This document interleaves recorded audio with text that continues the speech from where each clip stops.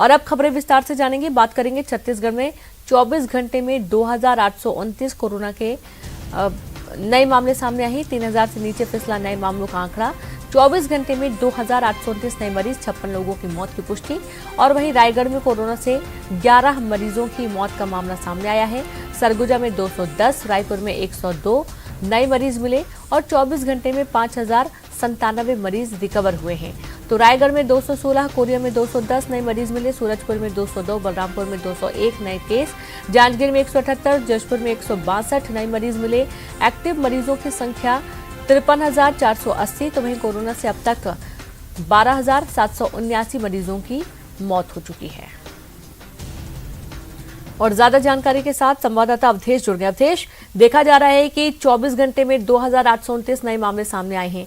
पहले जो मामले सामने आ रहे थे उनके मुकाबले मामलों की संख्या धीरे धीरे कम होती जा रही है। अवधेश, बिल्कुल और उसके साथ दिनों की आज छत्तीसगढ़ में 5% से भी नीचे पहुंच चुकी है और तकरीबन 1.5 माह के बाद छत्तीसगढ़ में जो आंकड़े हैं वो 3000 से कम नए मरीजों की संख्या सामने आए हैं। तो बताने के लिए काफी है कि संक्रमण जो अपने चरम पे था, जब 32% तक संक्रमण पहुंच चुका था, वहां से घटते हुए 5% के करीब पहुंच चुका है। और साथ ही साथ एक्टिव मरीजों की संख्या में भी काफी तेजी से जो है कमी आई है, जिससे ये पता चलता है कि स्वस्थ होने वाले मरीजों की संख्या भी लगातार बढ़ रही है। और साथ ही साथ इसके अलावा भी जो अन्य जिलों के भी आंकड़े हैं वहां भी कमी दिखाई पड़ रही है। बात अगर राजधानी की कर ली जाए तो राजधानी में एक समय ऐसा था कि 5000 के करीब प्रतिदिन नए मरीज आते थे और आज 102 मरीज ही सामने आए हैं। टेस्टिंग की संख्या में हालांकि ज्यादा कोई कमी नहीं आई है। पहले जिस हिसाब से 55,000 60,000 के आसपास में टेस्टिंग होती थी, आज भी कमोबेश वही स्थिति और वही आंकड़े बने हुए हैं। तो कहा जा सकता है कि धीरे धीरे सही, लेकिन छत्तीसगढ़ में कोरोना की जो रफ्तार है वो काफी कमी है और हालात अब काबू में आते दिखाई पड़ रहे हैं। जी बिल्कुल, यानी कि लॉकडाउन का जो असर है वो सकारात्मक रूप से दिख रहा है। अवधेश, बहुत शुक्रिया आपका तमाम जानकारी के लिए। आप लगातार बने रहें। तो एक तरफ देखा जा रहा है कि मामले बहुत कम हो रहे हैं और जो एक्टिव केस की संख्या है वो भी अब कम हो चुकी है। 53,000 से ज्यादा मामले हैं। जैसा कि आपको मालूम है कि हर दिन नए मामलों में तकरीबन 8 से 9,000 से भी ज्यादा केस सामने आ रहे थे और उसमें काफी गिरावट देखी जा रही है। और रायपुर से बड़ी खबर है, जहां प्रदेश अध्यक्ष विष्णुदेव साय की प्रेस वार्ता। बीजेपी दफ्तर में होगी प्रेस कॉन्फ्रेंस। दोपहर 1 बजे पीसी होगी। बीजेपी के सेवा ही संगठन अभियान पर करेंगे चर्चा। तो संगठन के आगामी कार्यक्रमों की भी जानकारी देंगे। बड़ी खबर आपको दे रहे हैं, जहां पर आज एक अहम प्रेस कॉन्फ्रेंस होने वाली है और प्रदेश अध्यक्ष विष्णुदेव साय प्रेस वार्ता करेंगे। बीजेपी दफ्तर में प्रेस कॉन्फ्रेंस होगी। दोपहर 1 बजे एपीसी होनी है। बीजेपी के सेवा ही संगठन अभियान को लेकर चर्चा होगी और इस चर्चा के दौरान संगठन आगामी कार्यक्रमों की भी जानकारी देंगे। और अवधेश जुड़े हुए हैं। अवधेश, आज प्रेस कॉन्फ्रेंस होने जा रही है बीजेपी दफ्तर में, क्या कुछ खास इस कॉन्फ्रेंस के दौरान संभावित रूप से? बिल्कुल, देखिए 3 दिनों तक बीजेपी के राष्ट्रीय संगठन सह महामंत्री शिव प्रकाश जो छत्तीसगढ़ में थे और 3 दिनों तक लगभग उन्होंने 1 दर्जन से अधिक औपचारिक और 2 दर्जन से अधिक अनौपचारिक बैठक ली। अलग अलग नेताओं से बंद कमरे में अलग अलग चर्चा की गई, सामूहिक रूप से चर्चा की गई, पार्टी के पदाधिकारियों से चर्चा हुई, मोर्चा संगठनों के प्रमुखों से चर्चा हुई और तमाम चर्चा और निष्कर्ष के बाद जो रणनीति तैयार की गई है, जो आगामी कार्यक्रम तय किए गए हैं, उन तमाम कार्यक्रमों की जो जानकारी है आज प्रदेश अध्यक्ष विष्णुदेव साय प्रेस वार्ता के माध्यम से 1 बजे देंगे। जिसमें सबसे प्रमुख यही है कि संक्रमण के काल में सेवा ही संगठन जो बीजेपी अभियान चला रही है, उस अभियान को न केवल प्रदेश स्तर पे, न केवल जिला स्तर पे, बल्कि मंडल स्तर पे ले जाने की जो तैयारी बीजेपी ने की है और शिव प्रकाश की ओर से जो आदेश किया गया, उन तमाम चीजों की वो जानकारी देंगे। इसके साथ ही प्रदेश में जो वर्तमान में राजनीतिक हालात है, जिस तरह से बीजेपी अब कोरोना के माध्यम से सरकार को घेरने की कोशिश करेगी और जिस तरह से लोगों की मौत हुई है, जिन घरों की जो मुखिया की मौत हुई है या जिन घरों में बच्चों की मौत हुई है, उन तमाम चीजों को लेकर सरकार पे न केवल मुआवजा के लिए दबाव बनाएगी, बल्कि उनके लिए कुछ अलग से प्रबंध, अलग से योजनाओं को लेके भी जो बीजेपी है वो रणनीति तैयार कर रही है। लोगों के बीच जाने का भी बीजेपी ने कार्यक्रम बनाया है कि अब वो धीरे धीरे लोगों से संपर्क करेंगे। और सबसे अहम ये कि 30 मई को जो मोदी सरकार के जो 2 साल इस कार्यकाल के और कुल 7 साल पूरे हो रहे, जी। उसमें क्या कुछ आयोजन छत्तीसगढ़ में होना है, उन तमाम चीजों की जो जानकारी है वो प्रदेश अध्यक्ष आज प्रेस वार्ता के माध्यम से देंगे। जी बिल्कुल, बहुत शुक्रिया आपका अवधेश जानकारी के लिए। तो संगठन के कार्यक्रमों की भी जानकारी देंगे, जैसे कि अवधेश बता रहे हैं कि केंद्र में मोदी सरकार के 2 साल पूरे होने पर भी क्या कुछ कार्यक्रम होंगे, इसकी भी जानकारी आज प्रेस कॉन्फ्रेंस के दौरान दे सकते हैं। और रायपुर से बड़ी खबर है, जहां पर पीसीसी अध्यक्ष मोहन मरकाम का बड़ा बयान। बंगाल के बाद बीजेपी के टारगेट पर छत्तीसगढ़। पहले बंगाल, बिहार में हिंदू खतरे में था और अब छत्तीसगढ़ में भी बीजेपी अलाप रही है यही राग। कांग्रेस बीजेपी के झूठ को जनता पहुंचाएगी, ट्रेनिंग प्रोग्राम चलाकर झूठ को जनता तक पहुंचाएगी।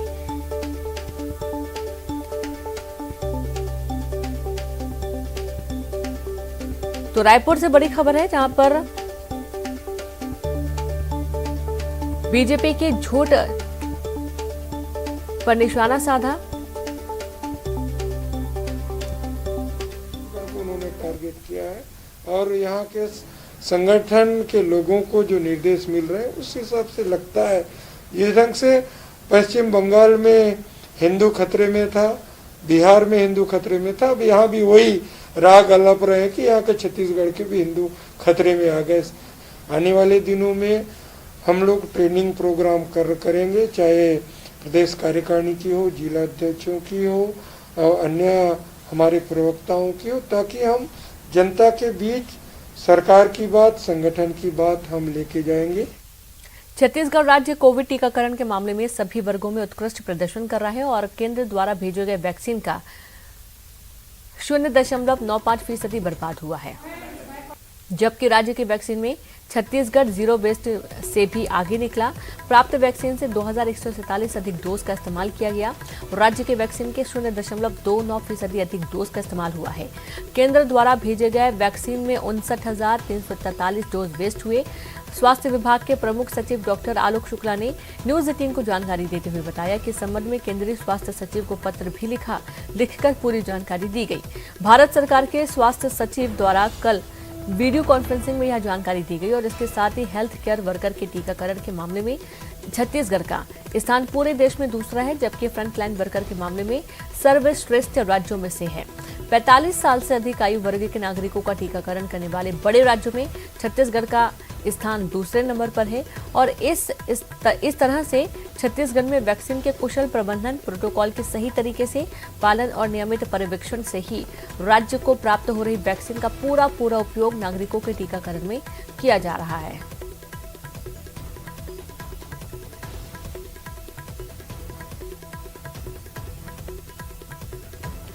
वैक्सीन वेस्टेज के अलग अलग आंकड़ों पर स्वास्थ्य मंत्री टीएस सिंहदेव ने केंद्र सरकार पर निशाना साधा। सिंहदेव ने कहा कि केंद्र की मंशा सही नहीं है, शुद्ध रूप से राजनीतिक मंशा से बयान दिए जा रहे हैं, हास्यास्पद है, दुखद भी है और अफसोस होता है ऐसे बयानों से राज्य और केंद्र के बीच में अच्छे संबंध बनाकर काम कैसे होगा।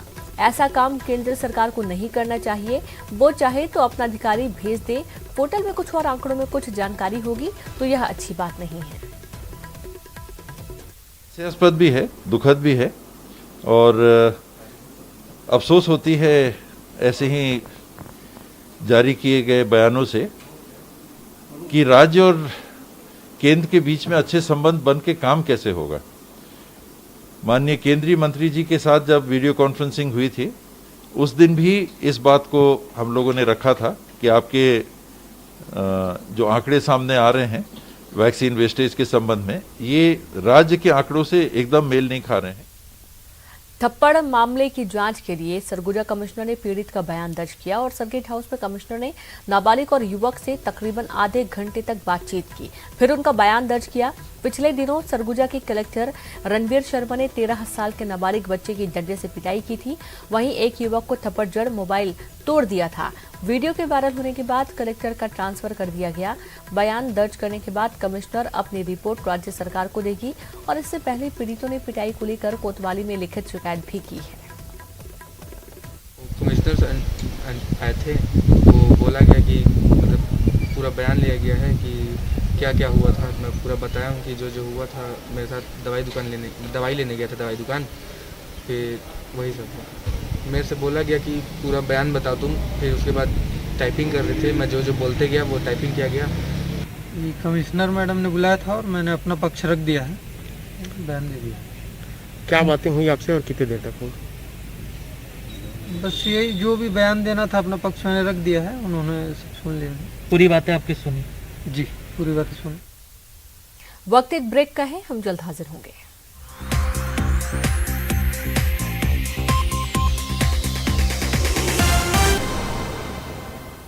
ब्रेक के बाद एक बार फिर से आप सभी का स्वागत है। कोरिया जिले के बैकुंठपुर थाना क्षेत्र इलाके के झुमका बांध में पुलिस को एक युवती गंभीर अवस्था में मिली। युवती की हालत काफी नाजुक थी, उसे जल्द ही जिला अस्पताल पहुंचाया गया, जहां उसे होश तो आ गया, लेकिन अभी भी वे कुछ भी बोलने की हालत में नहीं है। पुलिस युवती के पूरी तरह होश में आने का इंतजार कर रही है ताकि उसकी पहचान की जा सके। युवती के होश में आने पर ही पूरे मामले का पता चल पाएगा।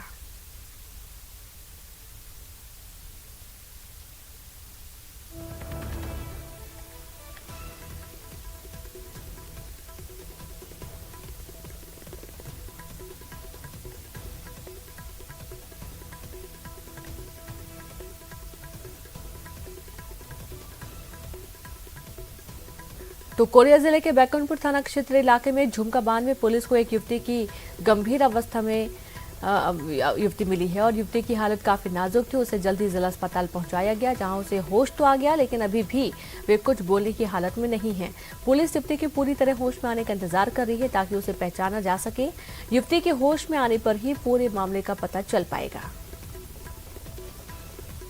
11 बजे एक अज्ञात नंबर से फ़ोन आया कि एक लड़की जो है झुमका बांध के पास रेस्ट हाउस जो है वहाँ पर उसकी लाश पड़ी हुई है पानी में। इस सूचना पर तत्काल पेट्रोलिंग पार्टी को रवाना किया गया। तस्दीक करने पर पाया गया कि लड़की जो है पलक झपका रही है और हाथ की उंगलियां चला रही है, जो तत्काल लड़की को उठा करके शासकीय अस्पताल लाया गया। जो लड़की अभी जीवित है और कुछ बोल पाने में सक्षम नहीं है, डॉक्टर साहब द्वारा बताया गया है, जो जिंदगी शायद बच जाए लड़की की। बलौदाबाजार जिले के 27 केंद्रों पर वैक्सीनेशन का काम बंद है। पिछले एक सप्ताह से वैक्सीन की कमी के चलते 18+ वालों को नहीं लग रहा वैक्सीन। सेंटरों पर लोग पहुंच रहे हैं, लेकिन वैक्सीन नहीं होने से उन्हें वापस लौटा दिया जा रहा है। वहीं वैक्सीन की कमी के चलते गतिरोध उत्पन्न हो जाने से युवा वर्ग में वैक्सीनेशन को लेकर उत्साह कम होता जा रहा है। फिलहाल CMHO ने बताया कि वैक्सीन आने पर लोगों को सूचना दी जाएगी। 18+ का जो टीकाकरण शुरू हुआ है तो उसका वो एकदम रुक गया है, तो क्योंकि वैक्सीन नहीं आ रहा है। मैं और मेरे दोस्त कई बार वैक्सीन सेंटर में जाके पता लगाए हैं। 8 बजे से लाइन में खड़े होते हैं, लेकिन फिर बार पता चलता है कि वैक्सीन आई ही नहीं है। ऐसी एक हफ्ते से लगातार हो रहा है। 18+ आयु समूह के लिए वैक्सीन अभी प्राप्त हैं। 45 के ऊपर वाले व्यक्तियों को जिनका प्रथम डोज लग चुका है, उनके लिए सेकंड डोज की टीकाकरण जिले में निरंतर जारी है। खबर अंबिकापुर से है, जहां पर मेडिकल कॉलेज अस्पताल चोरों के लिए महफूज ठिकाना बन गया है और इस अस्पताल में आए दिन चोरी होती है।